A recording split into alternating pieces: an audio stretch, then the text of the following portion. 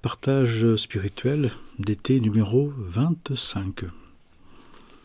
Que le Saint-Nom divin nous bénisse et prenne soin de chacun d'entre nous. Bienvenue à chacun et chacune. Merci encore une fois pour ceux qui me soutiennent avec le Tipeee et d'autres choses. Merci pour les rencontres, les rendez-vous, les entretiens. Et puis de nouveau, je vous rappelle que si vous avez besoin qu'on prie pour vous, une priante qui s'appelle Esther Adassa est disposée, disponible à le faire. Il vous propose de le faire pour vous. Il suffit de lui téléphoner au numéro de téléphone qu'il y a dans la description. Voilà, pour rappel. Le sujet d'aujourd'hui, pour cette nouvelle semaine qui commence,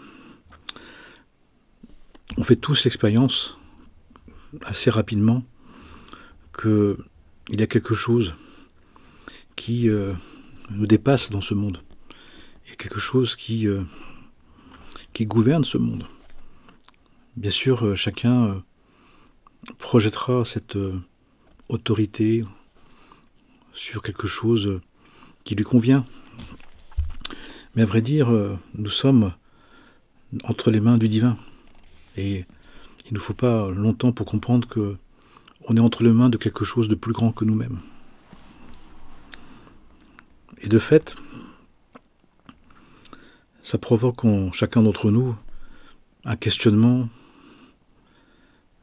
parfois de l'agacement, mais comme un conflit. Mais à vrai dire, qui je suis, quel sens a cette vie, qu'est-ce qu'on a, pourquoi comme ça, pourquoi ça se passe comme ça. Avec chacun sa propre évaluation des choses et son idée des choses, qui est une manière de s'approprier la vie, et qui est juste, mais en même temps qui est limitée. Puisqu'à un moment donné, le risque, c'est de penser que on pourrait comprendre, on pourrait accepter, qu'on pourrait se passer de ce qui gouverne la vie. Alors certains vont projeter ça comme le hasard, comme un complot, comme pas de chance, comme un ADN modifié, comme étant sous des autorités, pouvoir, domination. Mais à vrai dire, pourquoi pas, c'est un niveau de lecture, chaque chose est un niveau de lecture. Mais les enseignements nous disent que ce monde a été créé, cette vie qui a créé ce monde a été créé par Dieu et qu'il est le maître de tout. Ce qui fait que une des choses les plus importantes sur le chemin spirituel, sur le chemin du retour, c'est justement de réintégrer ça, de réintégrer qu'il y a une volonté divine, il y a un maître de la vie,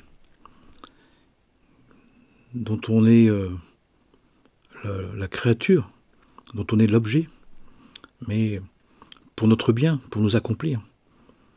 Alors bien évidemment, cette part en nous qui ne le sait pas, qui ne conçoit pas, qui n'en veut pas, ne peut que le vivre comme quelque chose de dérangeant, d'injonctif, d'insupportable. Mais quand on accepte, ou qu'on fait l'expérience de la nécessité qu'il y ait une autorité supérieure à tout, qu'il y ait une puissance divine qui gouverne tout, eh bien, la suite, c'est de s'en servir, de la servir, de lui demander de l'aide, de vouloir se conformer.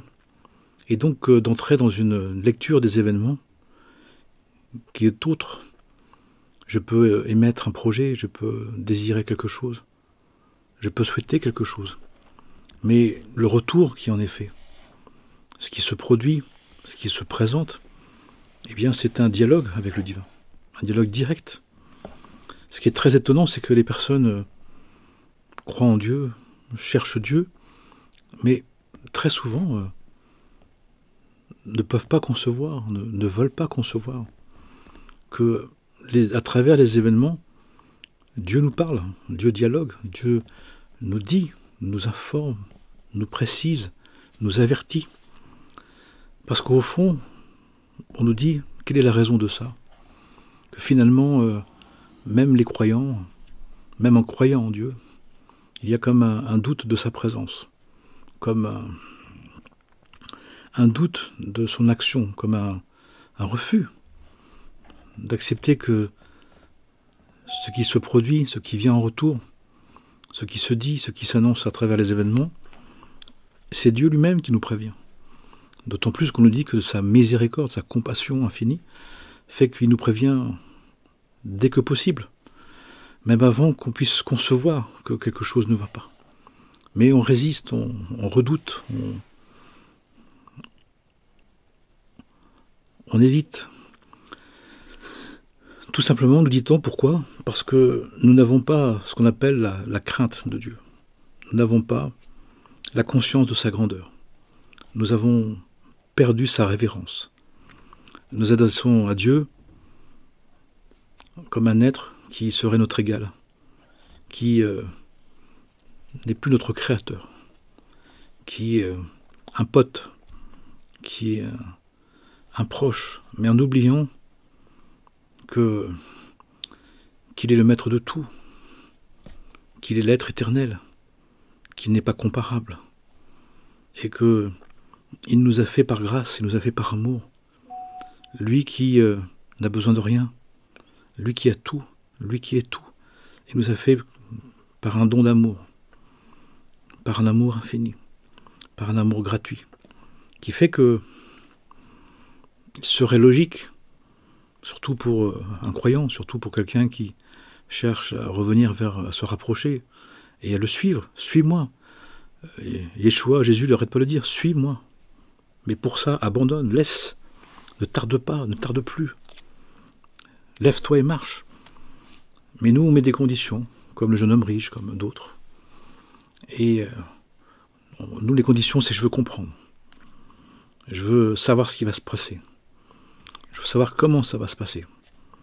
Et c'est ce qui fait qu'on n'entend pas les choses, qu'on n'écoute pas ce qui se passe. Et en plus de ça, on va commencer à en vouloir à Dieu, à critiquer Dieu, à être mécontent de lui, comme s'il devait nous servir, comme s'il devait être à notre service. Il y a là une inversion qui est insupportable, qui est délirante. Bien sûr que ça ne marche pas comme ça, bien sûr que ce n'est pas possible. La crainte révérentielle, la crainte de sa justice, la crainte de sa royauté, c'est un roi, un seigneur et maître, on s'adresse à un roi, à un seigneur et maître. On ne se présente pas devant un roi, un seigneur et maître, comme si on était son égal, comme si il devait nous répondre comme on veut en plus, si on veut. C'est lui qui dirige, c'est lui qui décide, c'est lui qui conduit, c'est pas nous. Et à un moment donné, il est souhaitable sur le chemin de retour de l'intégrer. Pour quelle raison ? Parce que sinon, nous allons rester à un dialogue avec Dieu, non pas avec la crainte révérentielle, mais avec la crainte peureuse, avec la peur, avec la terreur, avec l'impression d'être victime, d'être dans la victimite, d'être maudit, d'être pas compris. Combien de personnes ne se pensent pas comprises, pas entendues, pas acceptées, mais ces personnes-là, elles ne craignent pas Dieu. Elles ne parlent que l'amour de Dieu. Elles veulent que son amour les comprenne, mais au détriment des lois divines. C'est comme si elles demandaient à Dieu, aime-moi, mais pour moi, ne respecte pas les principes que tu as émis, ne respecte pas les lois divines. D'une certaine manière, c'est une demande d'amour au détriment de la vérité. C'est étonnant, mais je le vois. C'est aime-moi, mais ne me dis pas aussi l'autre côté. L'amour va avec l'autre côté, la compassion. L'amour juste, c'est une compassion, une miséricorde, équilibrée par une rigueur, une tenue, La part négociable, ça va avec la part non négociable. Les deux mains doivent être équilibrées. Et nous voulons nous rapprocher, nous voulons être pris en charge, pris en compte. Mais comme si ça devait faire que le divin nous pardonne tout dans le sens efface tout. Mais le pardon n'est pas un effacement. Le pardon, c'est le divin qui nous dit, puisque tu demandes, tu pardonnes, tu demandes pardon et tu pardonnes, en commençant par pardonner, parce que c'est celui qui pardonne qui sera pardonné, et tu seras jugé comme tu juges, donc je pardonne pour être pardonné, pour être jugé miséricordieusement. Mais le divin alors met en place un système de réparation, d'expiation, de rédemption, mais il n'efface pas, le pardon n'est pas un effaceur. Le pardon n'est pas une annulation de ce qui a été commis, mais un aménagement du temps, de l'aide, du soutien, de l'entraide, de la force donnée pour vivre les épreuves, sachant que le divin, nous dit-on, quand on lui demande pardon, prend en charge une partie, prend en charge une grande partie, mais nous laisse une petite part à guérir, à vivre, à rédempter, à expier. Et malheureusement, trop souvent, les personnes ne le savant pas, ne le comprenant pas, et voulant surtout qu'il ne se passe plus rien, que le pardon soit un effaceur, n'acceptent pas cette petite part que le divin nous demande d'assumer. Il assume la plus grande part, 90%, 99%, et nous laisse une petite part à assumer. Et là encore, le manque de crainte de Dieu, le manque de révérence, de la crainte révérentielle, la crainte de sa grandeur, de sa puissance, de sa royauté, fait qu'on se plaint encore, qu'on n'est pas content. Et cette effronterie-là, elle est énorme, qui entraîne de la haine gratuite, qui entraîne de l'indifférence, qui entraîne justement que même ce qui a été pardonné, mais qui demande quand même une part de réparation, de rendre, de devoir rendre, d'offrir, de rendre, de devoir rendre, de devoir donner, de devoir offrir, n'est pas accepté. Et là, il y a quelque chose de déséquilibré, il y a quelque chose d'injuste dans notre fonctionnement. Alors même quand on pardonne à quelqu'un, il reste une trace. Il y a quand même, on attend quelque chose de l'autre. On attend quand même quelque chose d'un geste, donc on attend un minimum. Eh bien, le divin nous demande aussi le minimum. C'est étonnant de croire que, parce qu'on demande pardon à Dieu, qu'il va tout effacer. Il va prendre en charge une partie, il va aménager, mais il va nous demander de participer à notre hauteur, à nos possibilités, à ce qu'on a à rendre, à ce qu'on a à donner, ce qu'on a à offrir. 3 parts. Parce que tout vient de Dieu. Tout lui appartient. Tout lui appartient. Qu'est-ce qui nous appartient? Nous disent les enseignements. Ce qui nous appartient, à vrai dire, la seule chose qui nous appartienne, c'est de le louer, de le remercier, de le sanctifier pour ce qui se passe, pour ce qu'on a encore, pour ce qui est encore possible. Combien de personnes parlent de leurs droits, surtout les gens qui ont été victimes, comme si quelqu'un n'avait pas été victime. Ils parlent de leurs droits, mais devant Dieu, devant le roi, devant le Seigneur, devant le maître de la vie, quels sont nos droits? Nous avons le droit de le louer, de le remercier et de le sanctifier. Et de savoir qu'il nous donne ce que nous devons avoir, de vie, d'amour, d'argent, de santé, de relations, de moyens. Et tout est juste, tout est justice, tout est justice pour son projet, encore une fois, pour qu'on réalise ce qu'il a prévu pour nous, ce qu'il a prévu pour nous. Oui, le divin nous a créés, on ne s'est pas créé. Ce n'est pas nos parents qui nous ont créés. Nos parents, bénis soient-ils, honorons-les, ils nous ont fait un corps, dans un état de pureté, d'impureté, d'ouverture et de fermeture de conscience et d'ignorance qui était nécessaire pour voir justement notre distance à Dieu, en la projetant d'abord sur nos parents. Mais ils ne nous ont pas créés, c'est Dieu qui nous a créés. Et il nous a créés pour qu'on réalise son projet, et qu'on comprenne au fur et à mesure que c'est notre véritable projet, celui qui est le meilleur, celui qui est le souhaitable, celui qui est le nécessaire. Alors bien évidemment, on peut toute sa vie s'en vouloir, s'en accuser, s'en attrister, comme si ça allait changer quelque chose, comme si le divin au fond allait changer les choses pour nous. Et puis quoi encore? Toute puissance, égocentrisme terrible, vaine gloire inconsciente, orgueil, prétention insupportable. Nous sommes là pour apprendre à obéir, nous sommes là pour apprendre à adhérer librement à sa volonté, parce que nous n'avons rien d'autre que d'adhérer, pour le louer, pour le remercier, pour le sanctifier. Et c'est à la fin des temps, à la fin de cette création, que nous appartiendra notre réalisation. Mais nous sommes en apprentissage. C'est pas parce que nous sommes chez un patron, chez un compagnon, un maître du devoir, que son entreprise nous appartient, qu'on peut faire ce qu'on veut. On apprend le métier. D'ailleurs, d'abord, on est accueilli. D'abord, on a été créé, on est accueilli. On nous donne du temps. Mais ce temps n'est pas fait pour rêvasser, pour faire comme on veut, pour faire ce qu'on veut. Plus on avance dans le temps, plus on s'aperçoit qu'on n'est pas là pour faire ce qu'on veut. On n'est pas là pour faire comme on veut.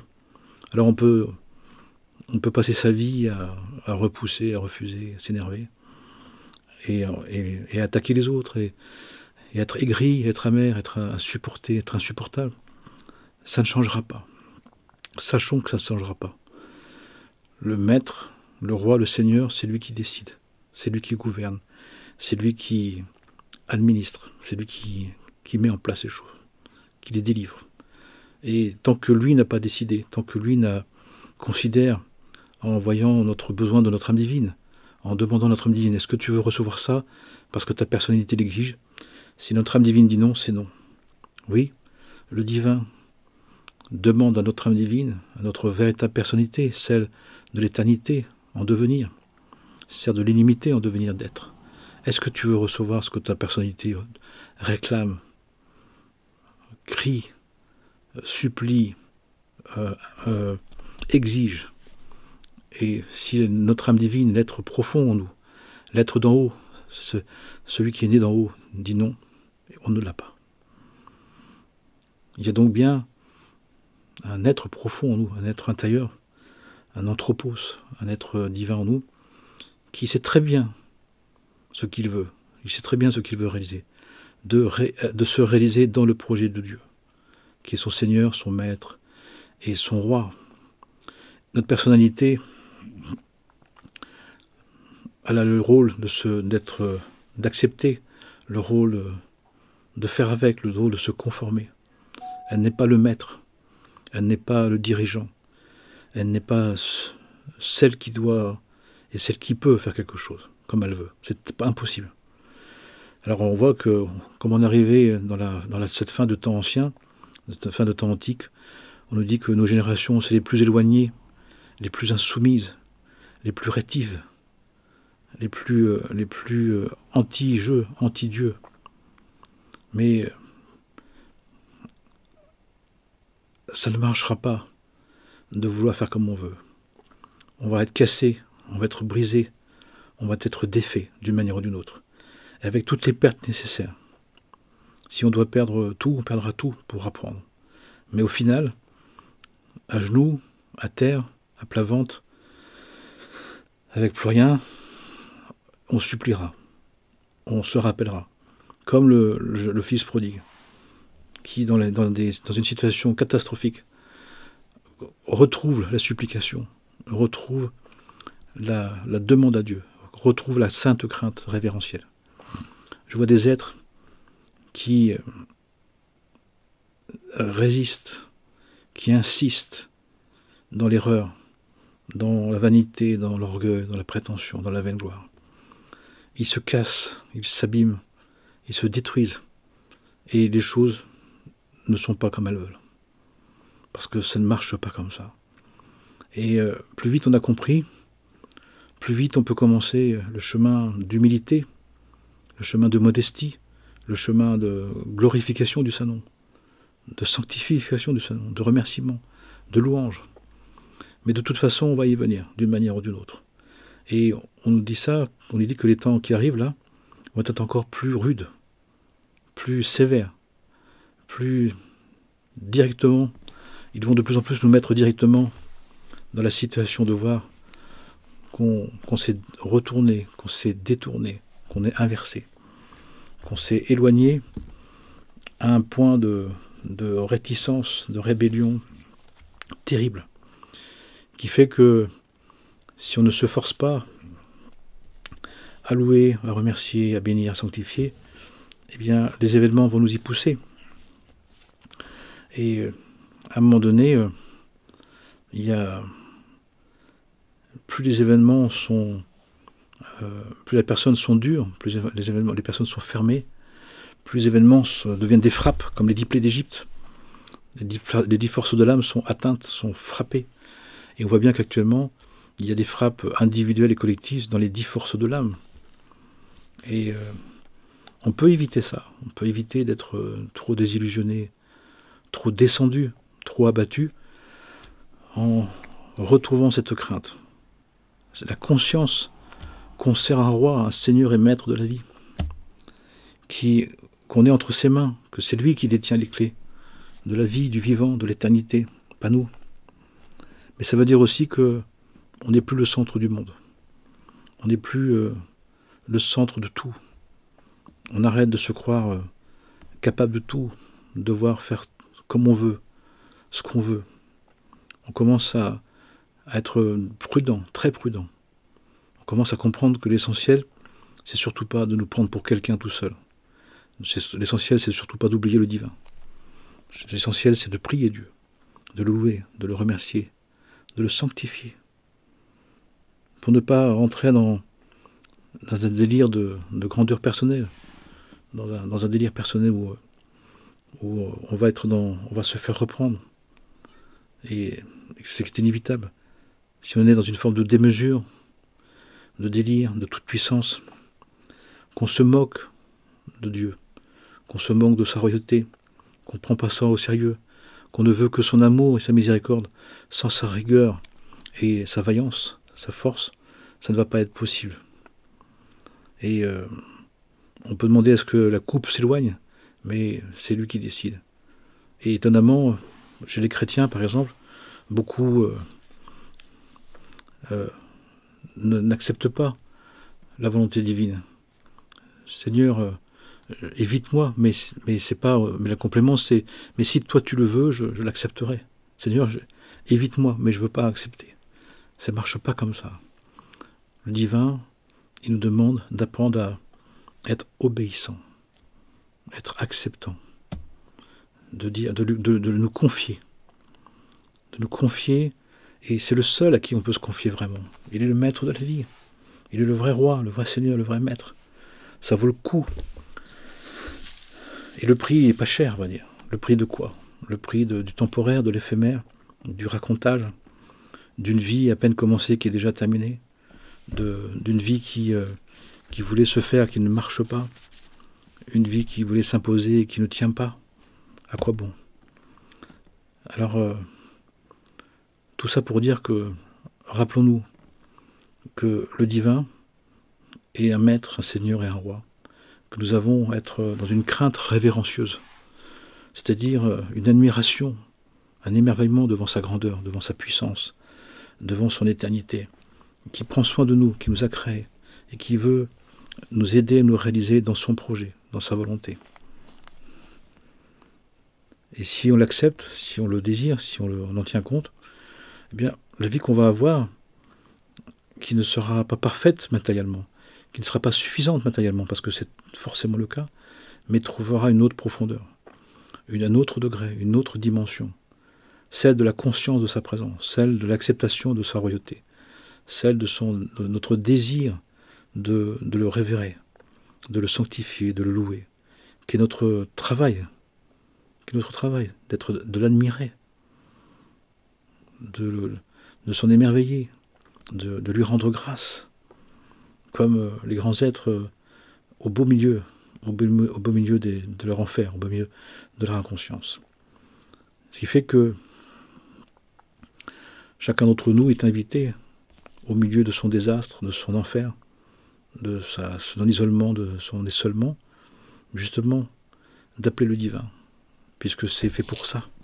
Ce qui fait que tant qu'on n'a pas fait, pas réellement fait, tant qu'on n'a pas retrouvé ce sens de la crainte révérencieuse, de la crainte de sa grandeur, d'être impressionné par sa grandeur, d'être émerveillé par son immensité, d'être bouleversé par sa puissance, les événements vont nous comprimer, les événements vont nous écraser, les événements vont faire en sorte de nous montrer que tout ce qui est fait de main d'homme, tout ce qui est fait de la puissance d'ego, de la puissance de l'autorité, la domination d'ego, ne marche pas, ne tient pas dans le temps, c'est impossible. Puissions-nous nous en rendre compte, puissions-nous nous en souvenir, et pour justement commencer ce chemin, ce merveilleux chemin de ne plus être seul, d'être toujours accompagné, d'être toujours soulagé, contenté, rassuré, par la conscience de sa présence, par ce dialogue avec son Créateur, avec son Seigneur, Maître et Roi, qui est là pour prendre soin de nous, qui nous a créés pour prendre soin de nous, mais qui peut prendre soin de nous si on le respecte, comme c'est bien normal. Et nous avons à le respecter, pas à lui en vouloir, de l'aimer, pas à le détester, à l'aimer, mais à le respecter et aussi à le louanger, à le bénir. Parce que c'est ce qui restera au fond, à la fin. C'est ce qui passera de vie en vie. C'est ce qui fera que chaque étape de vie, qui durera ce qu'elle dure, ne sera jamais une perte, mais une expérience. Ne sera jamais un échec, mais un défi. Ne sera jamais un mécontentement, mais une réjouissance d'avoir expérimenté, d'avoir testé, d'avoir tenté, d'avoir traversé. Nous sommes des traversants, des passants. Nous sommes là temporairement, de toute façon. Et les événements nous montrent ça. Eh bien, nous avons vraiment à en prendre conscience, mais à en prendre conscience dans notre quotidien, pour nous émerveiller de la moindre source de vie, la moindre émergence de bonté, de partage. À chaque instant, on peut repartir. Rien n'est garanti.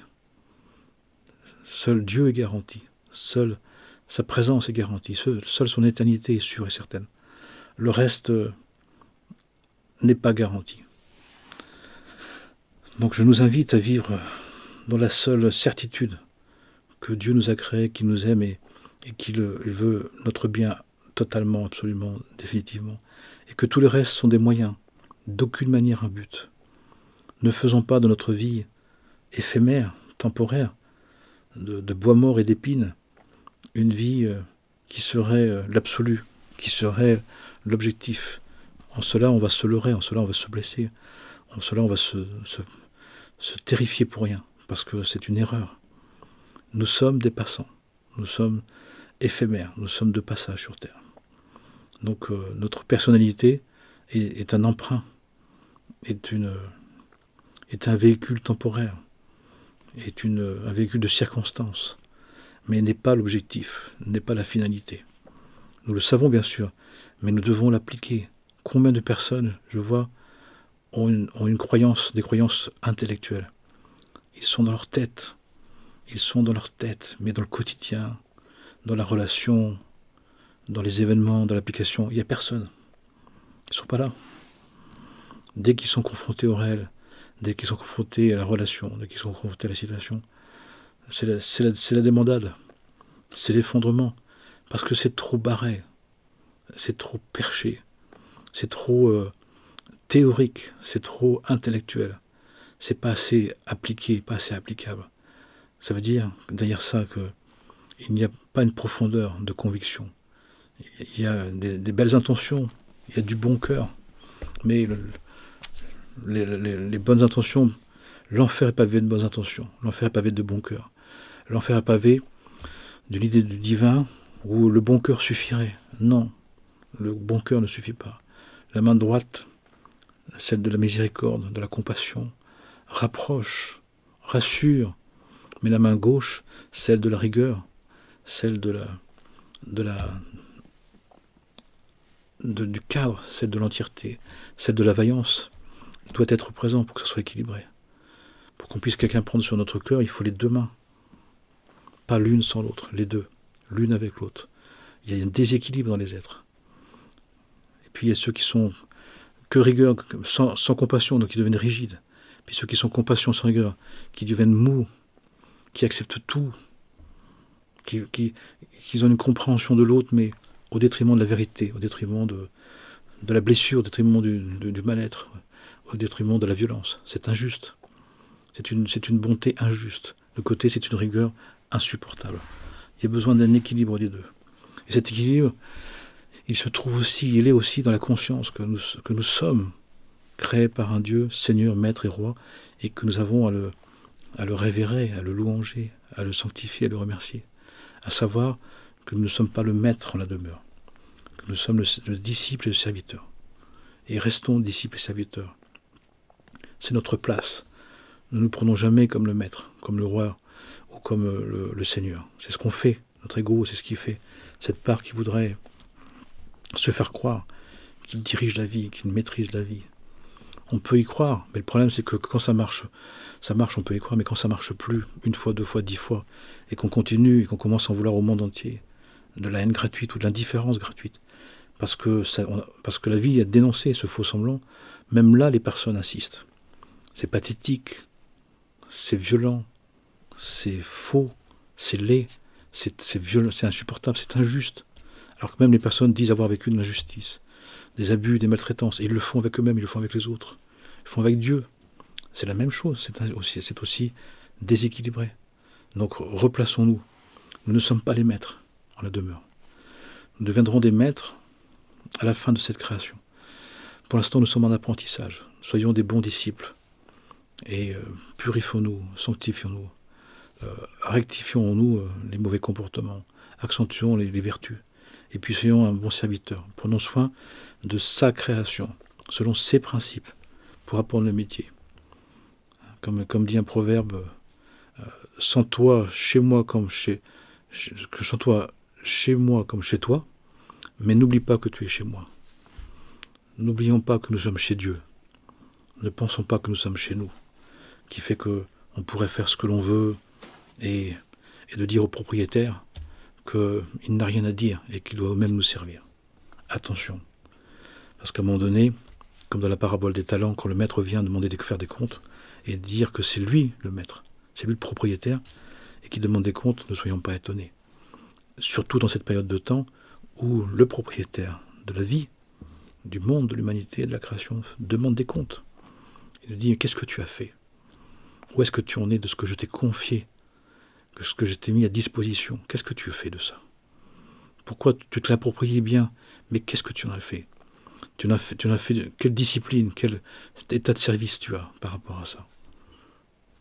Et là, quand ça commence, on tremble, mais au lieu de le reconnaître, au lieu d'être humble, au lieu de baisser la tête et de reconnaître nos erreurs, et qu'on n'a pas tout fait bien, on veut se cacher. C'est impossible, se cacher de Dieu. Comment c'est possible? De penser qu'on peut pas, qu'il ne voit pas, qu'il ne sait pas. Avouons devant Dieu. Disons-lui, Seigneur, j'ai fait comme j'ai voulu. J'ai pas fait ce que je devais. Je le reconnais. Le divin, d'accord. Il dit maintenant, je vais te donner les moyens. Est-ce que tu veux essayer de nouveau? Est-ce que tu veux justement faire maintenant avec ce qui te reste, ce que je suis prêt à te confier, en tenant compte de comment tu t'es conduit? Parce que oui, le divin nous enlève des parts de vocation, des parts de possibilités, des parts de dons, parce qu'on s'en est pas servi, et surtout si on s'en est mal servi, si on a manipulé, si on a injoncté, si on a été dans la toute-puissance de l'ego. ce qui fait partie aussi du chemin, mais dans lequel on ne doit pas rester. Et donc il nous laisse encore, il nous confie encore une petite part.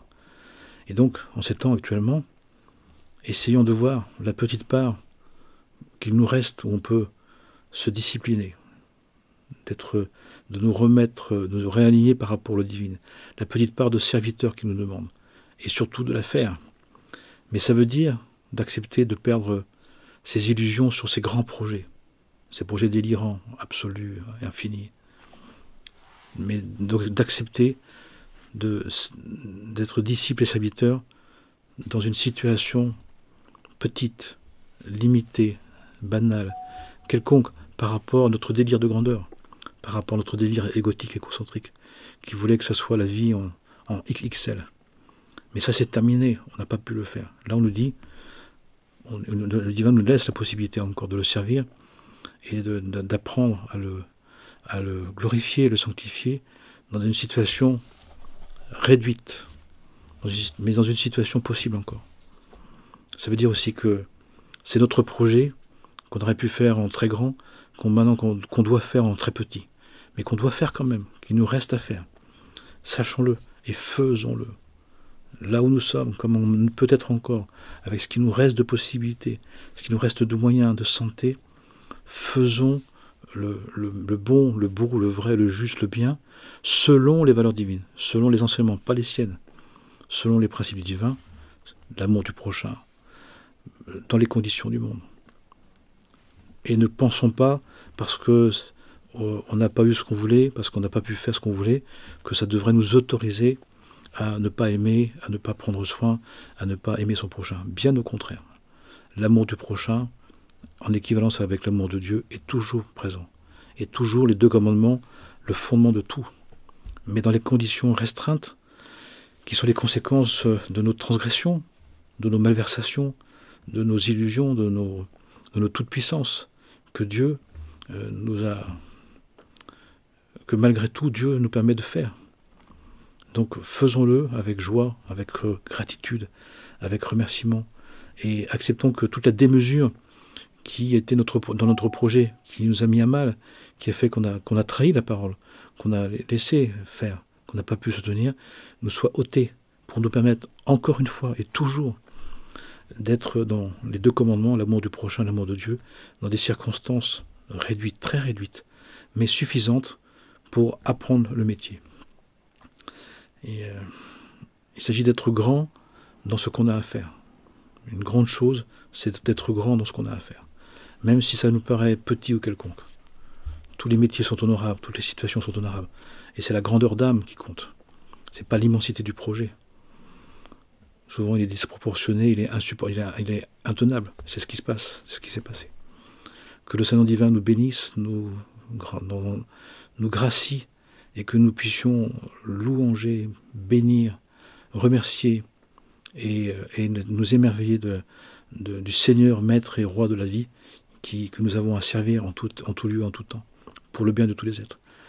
Que la paix soit sur nous, en nous et tout autour de nous, et entre nous, tous, sans exception, pour le bien de tous les êtres et pour la préparation de ces temps tout nouveaux qui arrivent à grands pas et qui font que chaque jour, la venue messianique bouge les choses, nous interpelle, nous donne la possibilité justement de nous préparer à ces tout nouveaux temps qui arrivent.